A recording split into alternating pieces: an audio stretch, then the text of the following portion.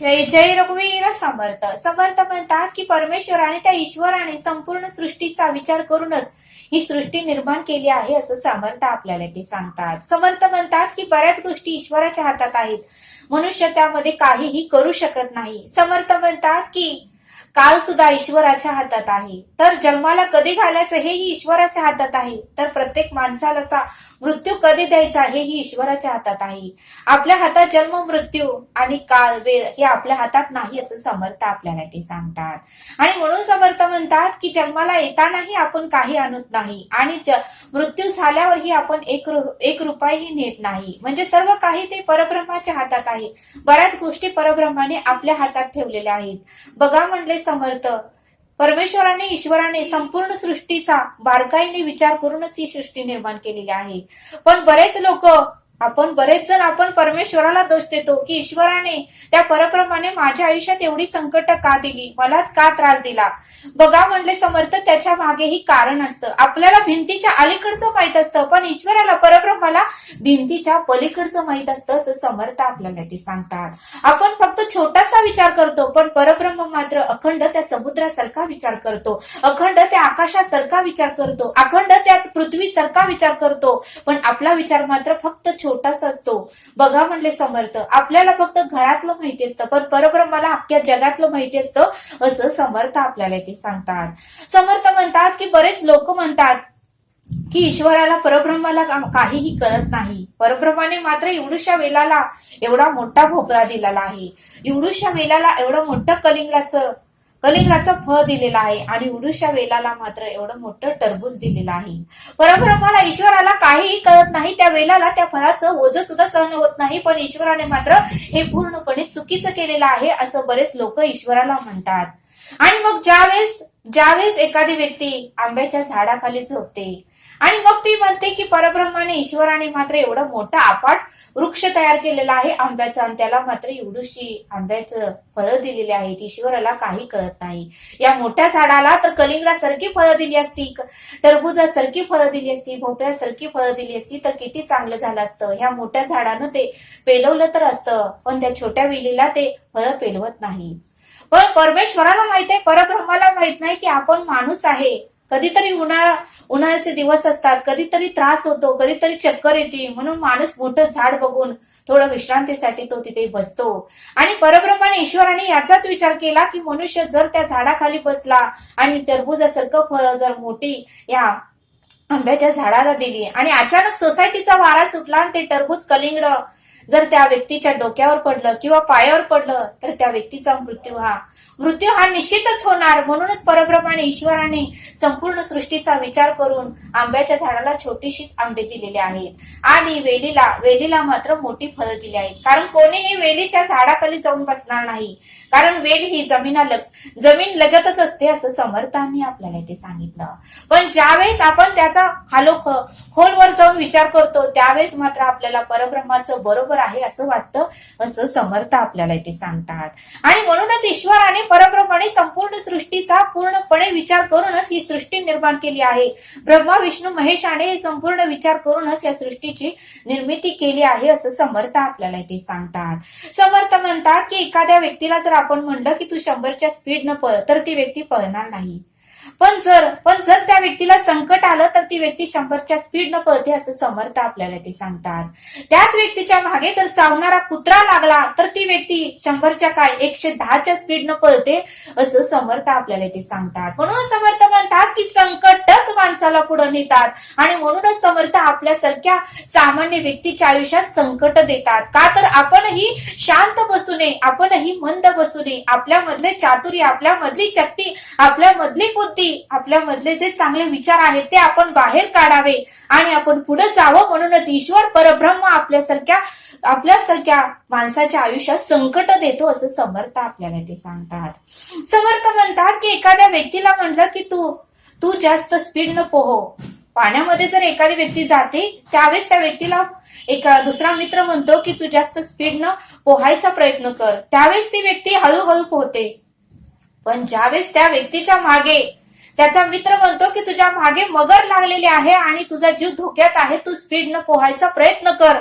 त्यावेळेस मात्र ती व्यक्ती मागेही बघत नाही, मित्राकडेही बघत नाही, उजव्या बाजूलाही बघत नाही आणि डाव्या बाजूलाही बघत नाही. असं काय ती व्यक्ती पोहते, असं काय ती व्यक्ती पोहते की 180च्या स्पीडनं पोहून ते किनारा गाठते. बघा म्हटले समर्थ, जर त्या व्यक्तीला जर म्हटलंच नसतं की तुझ्या मागे मगर लागलेली आहे, तुझा जीव संकटात आहे, ती मगर तुला कधीही खाऊन टाकते, तर व्यक्ती स्पीडनं पोहण्याचा कधीही त्या व्यक्तीने प्रयत्न केला नसता. आणि म्हणूनच समर्थ म्हणतात की संकटच माणसाला पुढे नेतात आणि म्हणूनच समर्थ आपल्यासारख्या आयुष्यामध्ये संकट घालतात. का तर आपणही तेथेच बसू नये, आपणही पुढे पुढे जावं, उत्तमाचा मार्ग आपल्यालाही मिळावा, आपल्यालाही यश, कीर्ती, प्रताप, महिमा प्राप्त व्हावी. म्हणूनच ईश्वर परब्रह्म आपल्यासारख्या सामान्य व्यक्तीच्या आयुष्यात संकट टाकतो असं समर्थ आपल्याला ते सांगतात. पण आपण मात्र ईश्वराला दोष देतो की परब्रह्मा, ईश्वरा मी गरीब आहे आणि तुला माझी परिस्थिती सगळी माहित आहे आणि तरीही तू माझ्या आयुष्यात संकट का देतो असं आपण ईश्वराला दोष देतो. पण ज्यावेळेस आपल्याला कळतं की खरंच ईश्वराने परब्रह्माने उत्तमाचं केलेलं आहे, त्यावेळेस मात्र आपल्या डोळ्यात अश्रू आल्याशिवाय राहणार नाही असं समर्थाने आपल्याला इथे सांगितलं. समर्थ आपल्याला एक बोध सांगतात. समर्थ म्हणतात की समुद्रातून एक जहाज होती, जवळजवळ 100 प्रवासी त्या समुद्रातून प्रवास करत होते. मग असा बराच 1 तास प्रवास चालू झाल्यानंतर थोडा वेळ पुढे गेल्यानंतर ती जहाज बरोबर खडक लागलं होतं आणि बरोबर त्या खडकेवरती जहाज जाऊन आदळली आणि पूर्णपणे ते जहाजाचा खालचा भाग जो आहे तो पूर्णपणे फुटून गेला आणि हळूहळू करत मात्र समुद्राचं पाणी त्या जहाजेमध्ये येऊ लागलं. आणि मग मात्र त्यामधले इंजिनियर लोक काहीही करू शकत नव्हते आणि मग मात्र प्रत्येक जण जहाजेमध्ये पाणी येऊ लागलं, एवढं पाणी येऊ लागलं की जवळजवळ जहाज बुडूच लागली. त्यावेळेस बरेच लोक ज्यांना पोहता येत होतं त्यांनी उड्या मारल्या. काही जण मात्र समुद्रामध्येच वाहून गेले, तर काही जण मात्र जहाजेमध्येच बसले. असा बराच वेळ चालू होता आणि मग मात्र थोड्या वेळाने पूर्णपणे जहाज समुद्रामध्ये बुडून गेली. कारण जहाजेमध्ये पाणी एवढं शिरलं की ती जहाज पूर्णपणे समुद्रात बुडून गेली. आणि मग मात्र एक व्यक्ती असा होता की काय आधार मिळेल त्या लाकडाने, कशाने आधार मिळेल तो घेऊन तो कसा बसा तरी किनारीपर्यंत पोहोचला. पण तो बेशुद्ध होता, त्याला काहीच समजत नव्हतं. आणि मग मात्र बऱ्याच वेळानंतर ती व्यक्ती एका किनाऱ्यावर जाऊन पोचली. एक असा काही बेट होतं, त्या बेटावर ते जाऊन तो व्यक्ती पडला होता. आणि मग मात्र 1 तासाने त्या व्यक्तीला शुद्ध आली. तो जहाजामधला एक प्रवासीच होता. 1 तासाने मात्र त्याला शुद्ध आली आणि त्याला काहीच कळना. आणि ज्यावेळेस तो शुद्धीवर आला त्यावेळेस मात्र त्याने सगळीकडे पाहिलं तर सगळीकडे समुद्रच होतं, मध्येच एक बेट होतं आणि सगळं त्या बेटाच्या कडेने सगळी झाडच होती, जंगलच होती. त्याने बाजूने वेढा घातला तर पूर्णपणे समुद्राने गाठलेलं होतं. मध्येच एक बेटाच्या ठिकाणी तो येऊन पडला होता.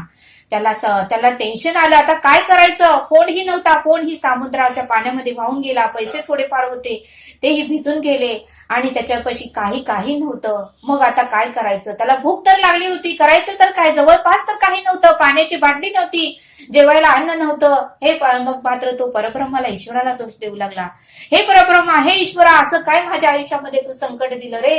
माझ्याकडे फोनही नाही, कुणाला आता मी कळू, मी संकटात आहे म्हणून. माझ्याकडे पैसाही नाही आणि जरी पैसा असला तरी इथं दुकानही नाही. समुद्राने पूर्णपणे वेटाळून गेलेला आहे आणि मध्ये बेटावरच मी थांबलेला आहे. आता कुठं जायचं. इथं उडी नाही, जहाज नाही, नाव नाही, एखादी व्यक्तीही नाही की त्या व्यक्तीला मी माझं दुःख सांगू. कसं काय परमेश्वरा, ईश्वरा, मला या संकटात तू घातलंस. असं ती व्यक्ती देवाला, परमेश्वराला दोष देऊ लागली.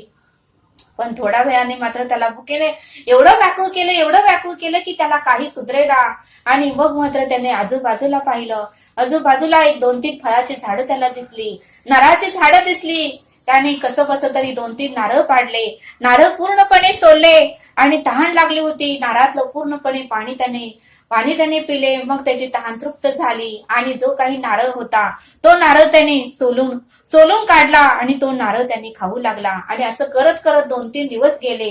आणि मग मात्र संध्याकाळी त्याला थंडीचे दिवस होते. त्याला थंडी सहन होत नव्हती आणि मग मात्र थंडी लागू लागली त्याला. आणि मग मात्र त्याने ठरवलं की आपण छोटीशी झोपडी घालून आता येथेच राहूया, आता आपला अंत येथेच होणार आहे असं त्याला वाटू लागलं.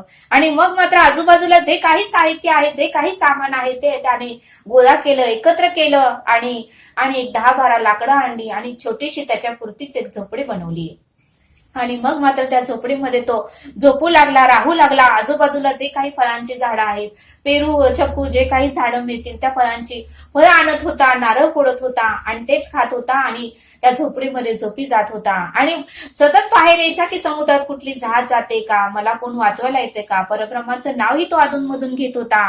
आणि असं करता करता मात्र एक दिवशी त्याला भूक लागली आणि तो नारळाच्या झाडावर चढला. नारळाच्या झाडावर चढल्यानंतर नारळ घेऊन तो खाली येणार तितक्यातच त्याच्या झोपडीला आग लागली. अचानक कशी आग लागली हे त्यालाही कळालं नाही. आणि मग मात्र त्याची झोपडी जळून खाक झाली. आणि मग मात्र तो तेथेच नारळ टाकलं त्यानं आणि तेथेच तो ढसाढसा रडू लागला. हे ईश्वरा, हे परब्रह्मा, माझं छोटीशी झोपडी होती, एवढी मी कष्टाने बनवली होती, मी तिथे झोपत होतो, थंडी वाऱ्यासाठी संरक्षण म्हणून मी ती झोपडी बांधली होती आणि तेही तुला बघवलं नाही आणि तेही तू जळून खाक केलं. असं का परब्रह्मा? माझं एवढं काय दुःख होतं, मला एवढं काय मी पाप केलं होतं, एवढं मी संकट काय केली होती ते तरी मला तू सांग परब्रह्मा ईश्वरा, नाहीतर आता या क्षणाला मला मृत्यू तर दे, आता मी काय करू, कसं करू, असं तो ईश्वराला बोलू लागला.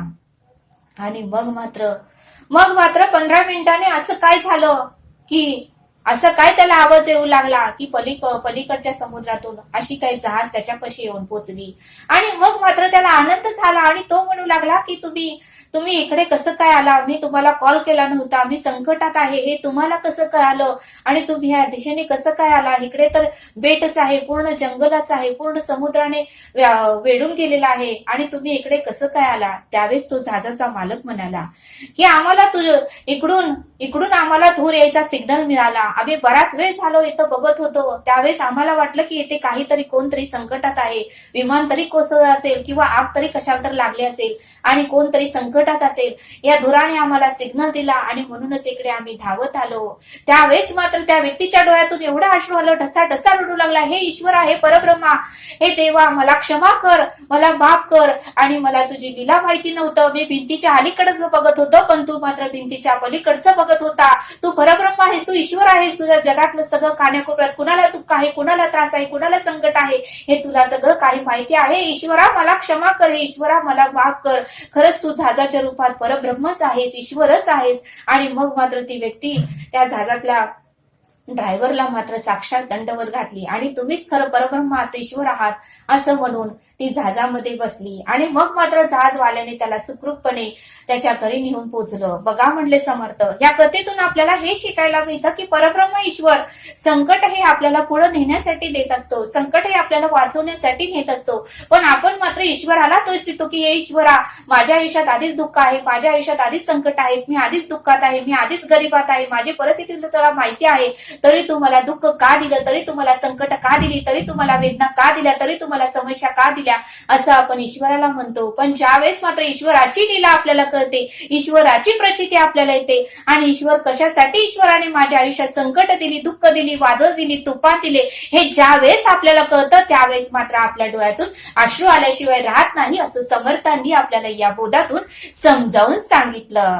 म्हणून समर्थ म्हणतात की चांगलं होण्यासाठी ईश्वर परब्रह्म आपल्या आयुष्यात संकट देतो, संकटच आपल्याला पुढे नेतात असं समर्थांनी आपल्याला इथे समजावून सांगितलं. म्हणून समर्थ म्हणतात की संकट आले म्हणून घाबरू नका, त्या संकटाचा सामना करा आणि आपला पाया भक्कम करा असं समर्थांनी आपल्याला या बोधातून समजावून सांगितलं.